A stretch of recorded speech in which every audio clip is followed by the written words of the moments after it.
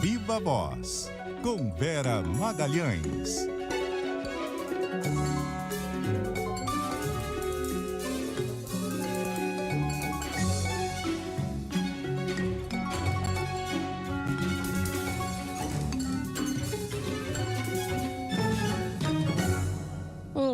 Muito boa noite, são 6h03.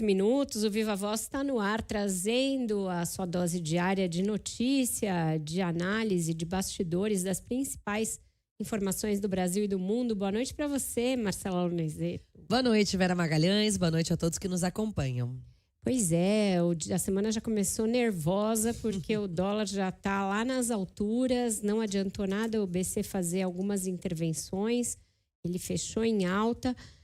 Tudo por conta da expectativa com uma semana que para muita gente já é pré-natal, mas que para o governo e para o Congresso tem de ser de muito trabalho, tem muita coisa para votar e pouco tempo.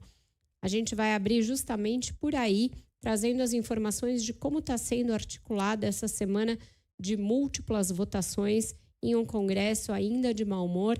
Quem traz as informações para a gente é a Samantha Klein. Boa noite, Samantha.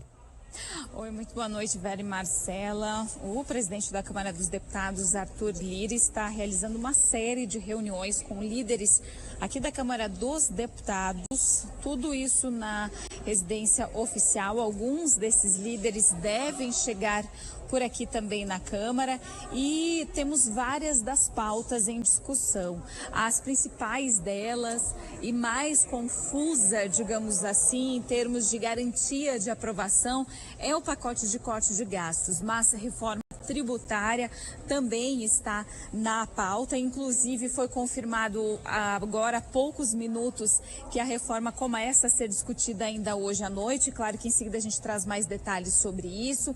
Além disso, também depende do pacote de corte de gastos a própria aprovação do orçamento para 2025. O governo, por sua vez, insiste que há possibilidade e tempo, ainda que curto, reduzido, da aprovação das propostas nas duas casas. Pelo menos por enquanto não é considerado como viável, por exemplo, ultrapassar essas negociações para além do dia 20, ou seja, até a próxima sexta-feira, dia 20, quando começa o recesso parlamentar, ou ainda para janeiro, o que traz ainda maiores complicações. Portanto, os esforços são para a conclusão destes temas nesta semana. Na ausência de Lula, durante esta semana que é decisiva, o ministro da Fazenda, Fernando Haddad, também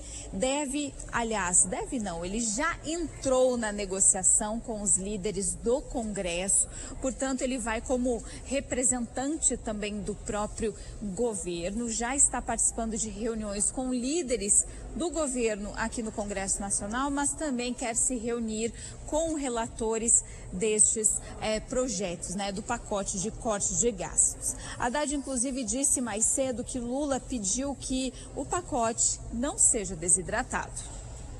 O apelo que ele está fazendo é para que as medidas não sejam desidratadas. Nós temos aí um conjunto de medidas que garantem a robustez do arcabouço fiscal. Nós estamos muito convencidos de que vamos continuar cumprindo as metas fiscais nos próximos anos. Aliás, para surpresa de alguns, nós não só não alteramos, como vamos cumprir a meta de 2024. Se não fosse o contratempo que tivemos com o PETS e com a desoneração da folha, nós teríamos nesse primeiro ano de orçamento do governo Lula superávit primário. Vera e Marcela, o senador Randolfo Rodrigues, líder do governo aqui no Congresso, reafirmou que todas as propostas do pacote deverão ser aprovadas. Inclusive, vale um detalhe aqui que hoje à tarde, ali naquela sessão de comunicações das lideranças, das bancadas, o senador Paulo Paim fez uma manifestação bem dura, contra o pacote de corte de gastos. Ele disse que não dá para admitir que se retroaja, que haja algum retrocesso na valorização do salário mínimo e também na concessão do benefício de prestação continuada. Portanto, ainda voltando aqui ao Randolfo Rodrigues, ele disse que sem aprovação dos 3 terços do pacote, também não há sentido para aprovar o orçamento para 2025, considerando que uma série de ajustes, como a valorização do mínimo, dos benefícios sociais, precisam estar na peça orçamentária, até porque o objetivo é justamente cumprir com a meta fiscal do arcabouço fiscal, ou seja, meta zero, ou pelo menos próximo disso no ano que vem também. Randolph ainda afirmou que o governo está ouvindo todas as críticas ao pacote, incluindo membros do PT. Ele ainda disse que essas medidas são fundamentais para blindar o país de declarações como a de Donald Trump. Mais cedo, o presidente eleito dos Estados Unidos disse que o Brasil taxa muitos produtos norte-americanos e promete responder na mesma moeda. Qualquer ajuste é possível e o governo está à disposição para debater com o Congresso sobre isso. O que não pode é desidratar, é tornar inócuo o que é inevitável e que é necessário para o Brasil passar pelas turbulências que tem no próximo período. Nós estamos vendo aí as declarações do presidente dos Estados Unidos. Nós temos à frente do governo norte-americano alguém que cria instabilidade na economia global, né? E essa instabilidade, obviamente, tem repercussão aqui. Para blindar a economia brasileira de eventuais solavancos, é necessário a apreciação de medidas de contenção de gastos.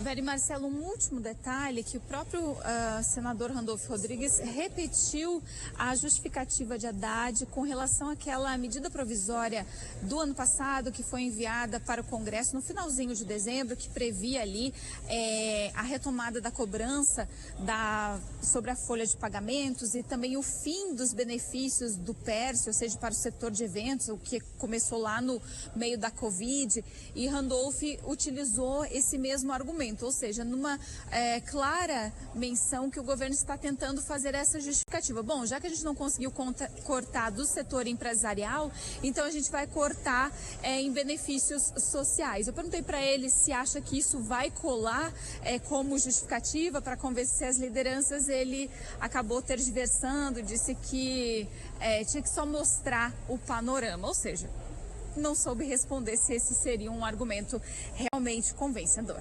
Com vocês. Obrigada. Obrigada, Samanta, pelas suas informações e pela retificação em tempo. Até mais tarde. A Samanta volta com a gente ainda falando de tributária até o fim do Viva Voz. Marcela, não está simples o negócio. Vários lobbies atuando para realmente desidratar o pacote. As mudanças no Fundo Constitucional do DF. O governo do DF e a bancada já atuando fortemente para retirar do pacote, mesmo a mudança na vinculação dos reajustes do Fundeb, que é o Fundo da Educação Básica, também tem uma grande resistência, além dessas que a Samanta listou, o BPC, a mudança no abono salarial, mudança no salário mínimo. Então, ou a Fazenda e o presidente, pessoalmente, assumem essa articulação, ou vai ser muito difícil, nesse prazo exíguo de uma semana, passar tudo isso. E aí o governar, a gente não hesitará em mandar medidas adicionais caso o pacote seja muito desidratado. Mas aí é o tipo da coisa do dilema de Tostini. Se não conseguiu aprovar nem esse pacote, qual a garantia de que medidas adicionais vão passar? E é complicado se pensar, como você disse, que o prazo é muito apertado, né? Até sexta-feira, claro, muita coisa pode acontecer, mas essas medidas já estão influenciando há bastante tempo as reações do mercado. Inclusive, a gente traz aqui para a conversa, Vera, a questão do fechamento do dólar hoje, mesmo com uma intervenção do Banco Central, uma intervenção que não era feita desde a pandemia de Covid-19, o dólar fechou, renovou num novo patamar recorde hoje, alcançando R$ 6,09, alta de 0,99%. E foram duas intervenções, né? Uma já programada desde sexta-feira e uma à vista, sem acordo para recomprar, no total de mais de $1 bilhão por aí, maior movimento desde uma intervenção feita na pandemia. Isso já é uma reação que a gente acompanha do mercado diante dessa situação de demora na aprovação desse pacote de corte de gastos. Cada vez mais o governo preocupado com essa situação, inclusive o presidente Lula hoje recebendo ministros, conversando sobre esses e outros assuntos, né? Exatamente. A gente vai falar agora sobre essa volta do Lula depois de uma alta que foi considerada bem rápida, em menos de uma semana. Ele deixou o hospital, voltou a Brasília. Ontem concedeu uma entrevista na qual se mostrou bem disposto e hoje já está despachando com vários ministros. A gente viu a fala do Haddad saindo de uma conversa com o presidente, outros estiveram lá. Vamos falar sobre esse dia aí de volta do Lula ao trabalho e depois a gente detalha esse sobe e desce do mercado. O Clauson Dutra é quem vai trazer as informações do dia do presidente. Boa noite, Clauson. Oi, Vera, Marcela. Boa noite para vocês e para todos. O presidente Lula recebeu 3 ministros em sua casa nesta segunda-feira aqui em São Paulo.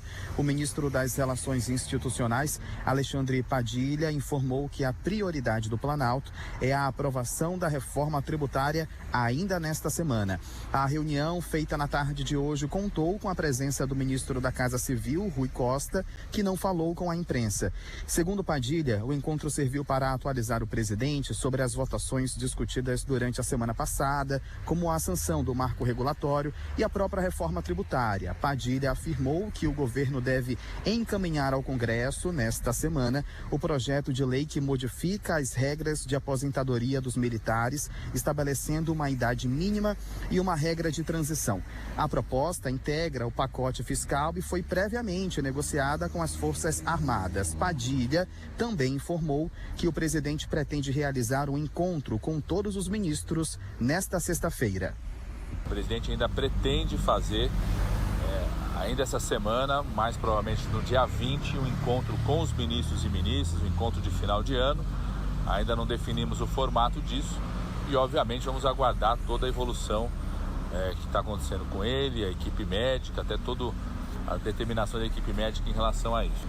Não, o presidente pretende fazer um encontro com os ministros e ministras, ainda não definiu detalhe desse encontro, mas pretende fazer aí de final de ano, sempre um momento de confraternização, de contato do presidente com seus ministros e ministras, mas não definiu ainda como que vai ser. O presidente Lula também recebeu em casa o ministro da Fazenda, Fernando Haddad, para discutir as pautas econômicas do governo no Congresso. O encontro durou 2 horas. O projeto de regulamentação da reforma tributária, aprovada pelo Senado na semana passada, foi um dos assuntos da conversa. E, segundo Haddad, algumas alterações preocupam o governo, como a retirada de armas, munições e bebidas açucaradas da lista de produtos taxados pelo imposto seletivo, também chamado de imposto do pecado. Além da reunião com Haddad, o presidente mantém contato com outros ministros do Estado e articuladores para tratar da pauta econômica. O governo terá uma semana decisiva no Congresso e corre contra o tempo para aprovar os projetos antes do recesso parlamentar, que começa na próxima segunda-feira. Agora, Vera, sobre a saúde do presidente. Haddad disse que se surpreendeu positivamente com a disposição de Lula, que não se queixa de dores e conversa normalmente. A equipe médica que acompanha o presidente informou que ele já está autorizado a trabalhar, desde que evite esforço físico. Em entrevista coletiva concedida no Hospital Sírio-Libanês, quando recebeu alta, o presidente de 79 anos detalhou alguns compromissos que terá até o final do ano. Eu preciso ficar pelo menos uns 60 dias mais ou menos tranquilo, mas posso voltar a trabalhar normal. Eu tenho reunião ministerial para fazer até o final do ano. Eu tenho que decidir sobre no Natal dos catadores de material reciclável aqui, que eu faço todo ano em São Paulo. Não vou para a praia, vou passar o Natal em casa, vou passar o Ano Novo em casa e vou tentar obedecer de forma, eu diria, com respeito às orientações do médico. Eu sou muito disciplinado, doutor Marcos. Eu nunca penso que vou morrer, mas eu tenho medo, então eu preciso me cuidar, e a disciplina, eu sei me cuidar muito bem. O presidente deve permanecer em São Paulo até a próxima quinta-feira, quando passará por uma nova avaliação médica e vai realizar novos exames de imagem. A expectativa é que ele retorne a Brasília no mesmo dia. Vera, Marcela, vale a pena salientar, nós perguntamos da assessoria de imprensa da presidência se há a previsão de que outros ministros cheguem aqui na casa de Lula, e a previsão é que pelo menos nesta segunda-feira isso não ocorra. Agora, espaço aberto para saber se nesta terça-feira outros ministros irão visitar o presidente. Volto com vocês.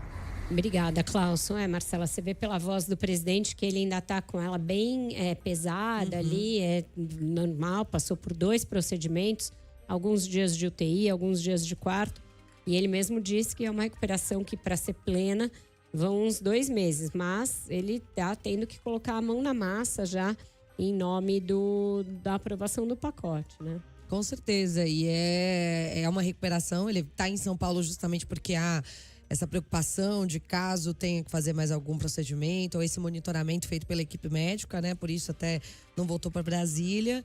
E essa movimentação de ministros que acaba sendo esperada, né? A confraternização do fim do ano, como o ministro comentou, mas também muito por causa dessas questões urgentes do governo que precisam ser fechadas ainda nesta semana. Exato. A gente viu aí, você falou mais cedo, sobre o quanto o dólar está pressionado, segue pressionado, mesmo o BC fazendo aí um recorde de intervenções. Desde a pandemia não fazia tantos leilões e atuava de forma tão firme para tentar conter a moeda norte-americana, mas ainda assim ela está muito pressionada. Quem vai trazer os detalhes desse fechamento do dólar, do mercado e de por que ele está assim tão nervoso é a Ana Carolina Tomé, lá de Brasília. Boa noite, Ana.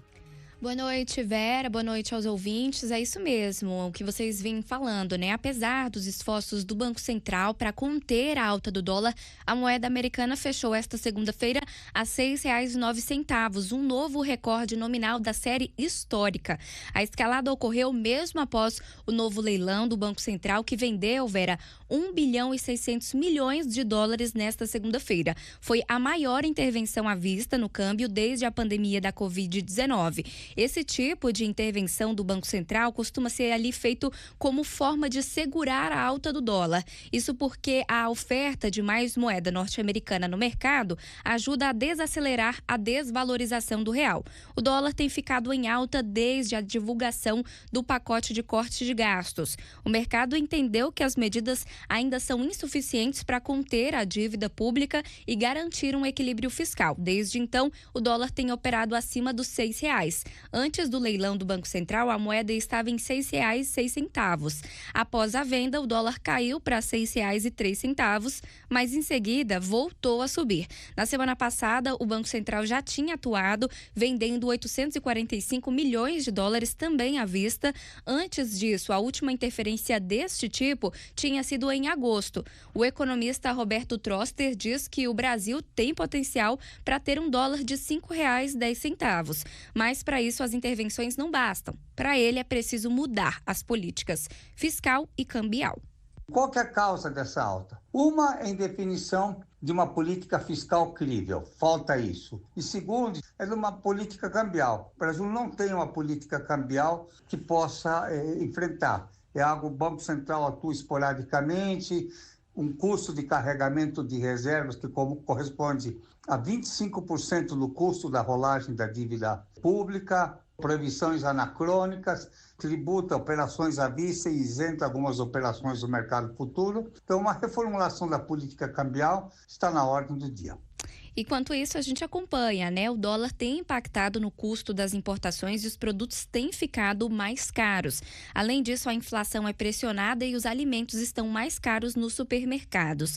Além do leilão extraordinário nesta segunda, o Banco Central realizou uma outra intervenção, um leilão de linha, que é aquele com compromisso de recompra. Este já tinha sido anunciado. Foram vendidos 3 bilhões de dólares. Outra forma ali de conter o câmbio, o Banco Central aumentou a taxa básica de juros na semana passada para 12,25% ao ano e afirmou que, se necessário, vai realizar mais 2 altas na mesma proporção. Portanto, aí a semana iniciando, Vera, com um novo recorde do dólar, que chegou hoje a R$ 6,09. Volto com você. Obrigada, Ana, pelas suas informações. É uma alta bem considerável, o BC já com os instrumentos muito limitados para conseguir intervir na cotação e vai depender mesmo do Congresso. Não é um milagre que o Banco Central consiga fazer sozinho, vai precisar de ajuda do Congresso, mesmo porque tem questões que também fogem ao controle da autoridade monetária. Tem questões ligadas ali ao exterior, a notícias que vêm dos Estados Unidos. O IPCA está subindo, então tem aí uma estimativa do Boletim Focus que saiu hoje de que a Selic possa fechar o ano que vem, Marcela, em 14%. Então, tem ainda muitas altas nos juros ao longo do ano que vem. Todas as notícias contribuem para esse estresse do mercado financeiro e o Congresso vai precisar ajudar. Então, a gente não viu hoje nenhuma fala do Rodrigo Pacheco, nenhuma fala do Arthur Lira públicas, então a gente não sabe em que diapasão que eles começam essa semana, como eles estão voltando aí do fim de semana, se com disposição de ajudar o governo ou não, além dos projetos do pacote de gastos. A gente sabe que tem votações que se dão em conjunto pelas duas casas, votações do Congresso, portanto, da Lei de Diretrizes Orçamentárias e do próprio orçamento. Geralmente são votações super complicadas. Os deputados e senadores enfiam todo tipo de jabuti ali, toda uma negociação de emendas, aumenta o valor das emendas e isso vai ter um custo também. Então, são muitas frentes de batalha para um governo que não está tendo muito acesso ao Congresso e um Banco Central que está usando as armas que tem, mas não conseguindo domar o mercado totalmente. É isso, Vera. Acho que só vale destacar uma fala que o presidente trouxe no fim de semana, numa entrevista exclusiva ao Fantástico, que ele foi enfático ao afirmar que a taxa de juros é a única coisa errada na economia brasileira atualmente, na visão dele. Destacou o impacto negativo justamente do aumento da Selic no custo de crédito para empresas e consumidores, além de prejudicar o investimento e o crescimento econômico. Essa visão do presidente que tenta ali de alguma forma mudar esse caminho, mas é difícil a articulação, como a gente já trouxe quando ele está aqui em São Paulo para essa recuperação médica, né? E falar que os juros são a única coisa errada na economia brasileira omite o fato de que os juros não são uma causa isolada. Exatamente. Eles são consequência de uma inflação que está alta e de uma política fiscal que não está sendo convincente em mostrar que o governo vai gastar só aquilo que arrecada. Então, juros não é causa de nada sozinho, ele também é consequência de uma série de outros fatores que também não vão bem na economia brasileira. A gente vai para um rápido intervalo, depois Repórter CBN volta já com mais Viva Voz. E estamos de volta com o Viva Voz, lembrando que o fim de semana não foi de poucas notícias. Em pleno sábado foi preso o general da reserva, o Braga Neto, que foi indiciado, já havia sido indiciado no inquérito dos atos golpistas que ocorreram ainda na vigência do governo Jair Bolsonaro. Ele, Braga Neto, que foi candidato a vice na chapa de Jair Bolsonaro em 2022. Antes havia sido ministro da Defesa, havia sido chefe da Casa Civil de Bolsonaro e cujo envolvimento na trama golpista foi mais detalhado nesse fim de semana. É imputado a ele um papel importante na obtenção de recursos financeiros para o golpe que estava sendo tramado ali nos bastidores do governo, com participação do próprio Bolsonaro, de acordo com a Polícia Federal, e de muitos militares e de outros ministros civis do seu governo.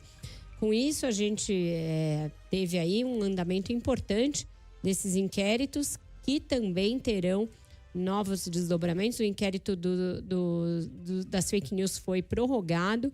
Quem traz as informações a respeito de todas essas investigações, dos próximos passos, de como essa prisão do Braga Neto impactou as investigações, é o Igor Cardim, direto de Brasília. Boa noite, Igor.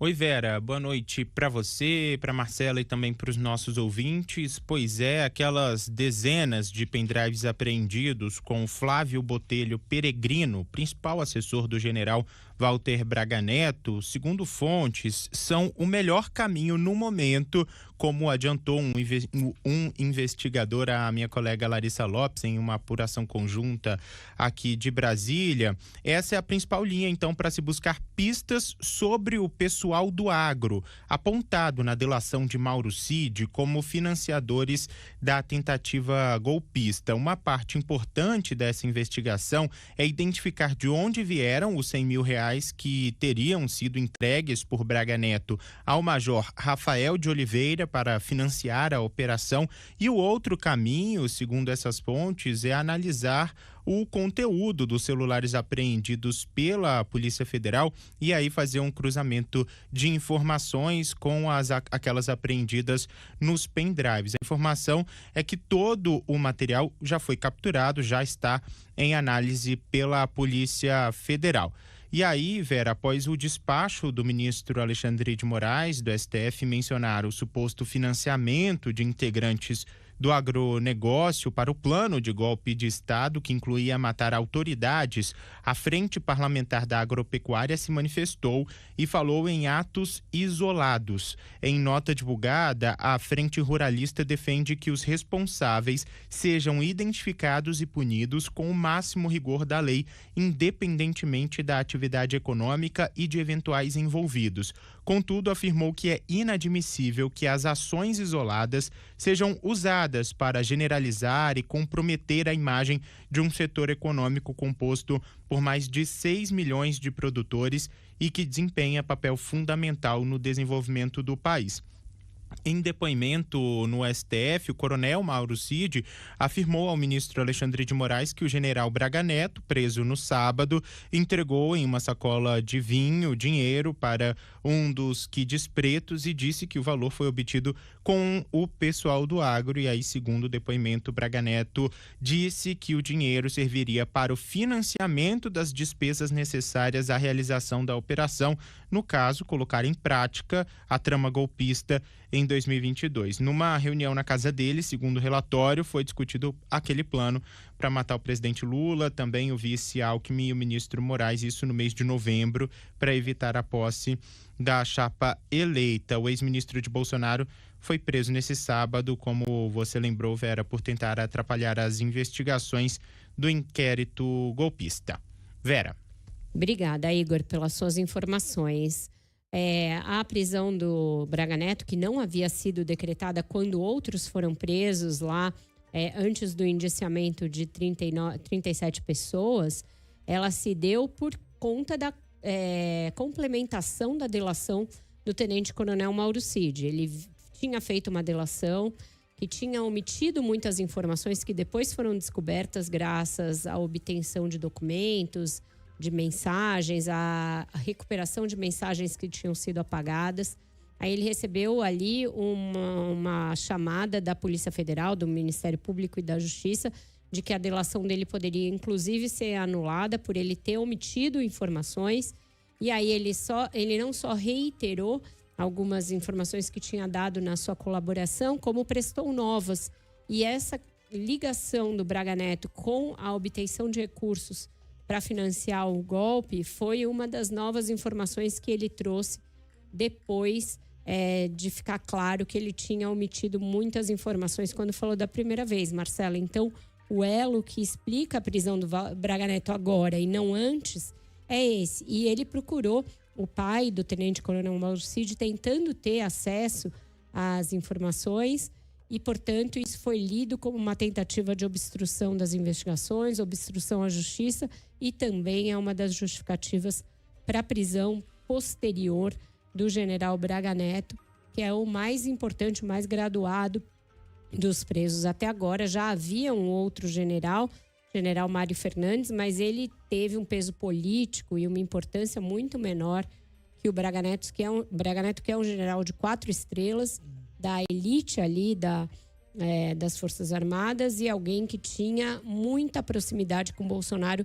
tanto que foi escolhido para ser o candidato a vice na sua chapa à reeleição. Então, é o mais perto que se chegou até aqui de Bolsonaro a prisão do general Braga Neto, um ato de enorme importância e relevância política, histórica e processual.